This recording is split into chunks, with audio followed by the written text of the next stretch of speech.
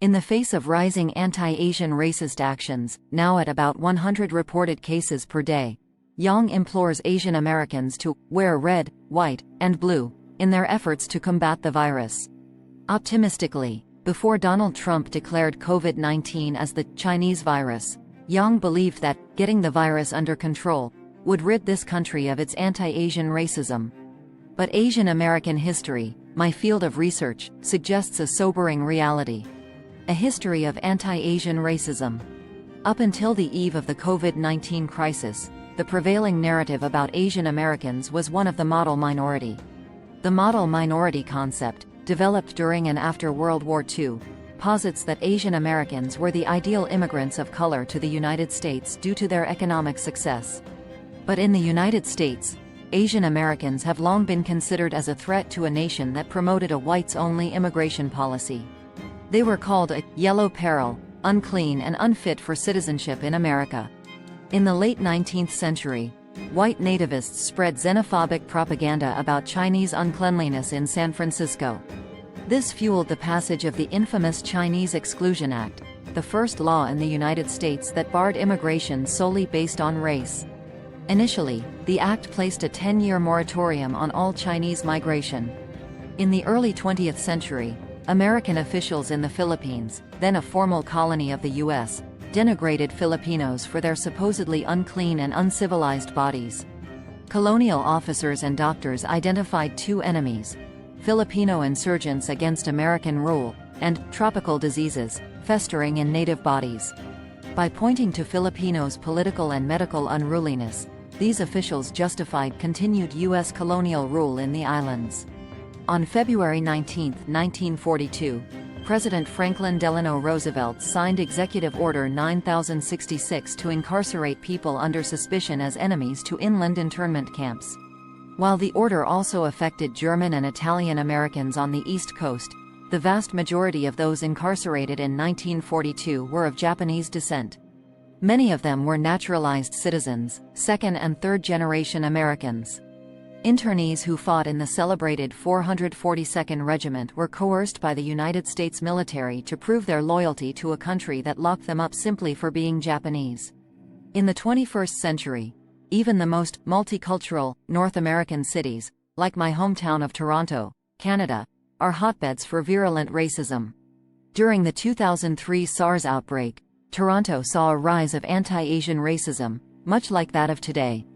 In her 2008 study, sociologist Carrie-Ann Leung highlights the everyday racism against Chinese and Filipina healthcare workers in the years that followed the SARS crisis. While publicly celebrated for their work in hospitals and other health facilities, these women found themselves fearing for their lives on their way home. No expression of patriotism, not even being frontline workers in a pandemic, makes Asian migrants immune to racism, making the model minority.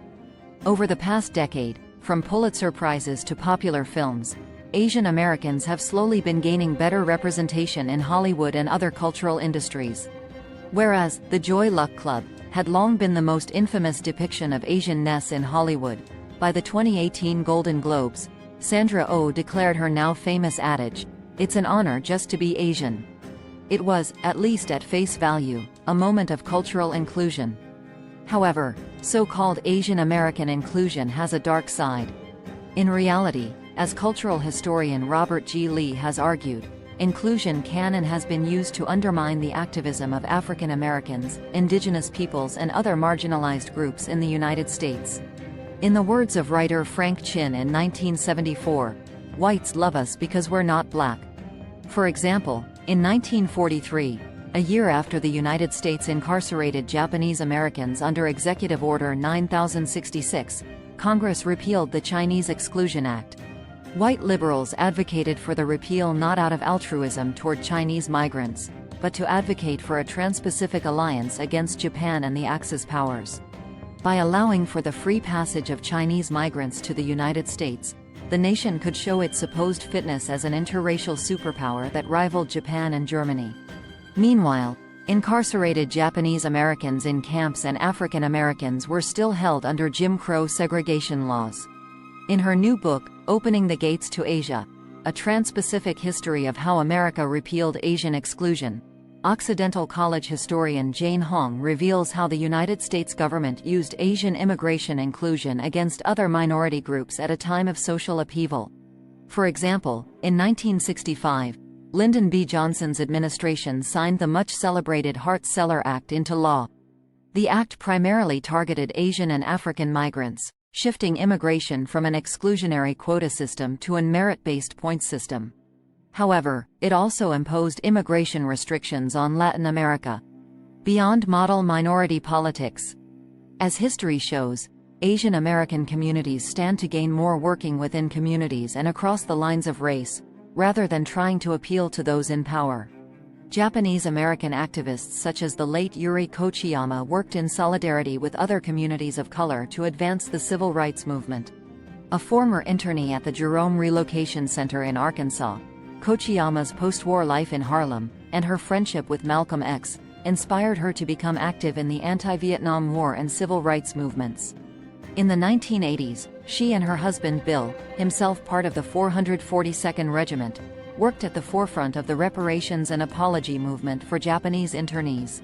As a result of their efforts, Ronald Reagan signed the resulting Civil Liberties Act into law in 1988. Kochiyama and activists like her have inspired the cross-community work of Asian American communities after them. In Los Angeles, where I live, the Little Tokyo Service Center is among those at the forefront of grassroots organizing for affordable housing and social services in a rapidly gentrifying neighborhood. While the organization's priority area is Little Tokyo and its community members, the center's work advocates for affordable housing among Black and Latinx residents, as well as Japanese American and other Asian American groups. To the northwest in Koreatown, the grassroots organization K-Town for All conducts outreach to unhoused residents of the neighborhood, regardless of ethnic background. The coronavirus sees no borders. Likewise, I think that everyone must follow the example of these organizations and activists, past and present, to reach across borders and contribute to collective well-being. Self-isolation, social distancing and healthy practices should not be in the service of proving one's patriotism. Instead, these precautions should be done for the sake of caring for those whom we do and do not know, inside and outside our national communities.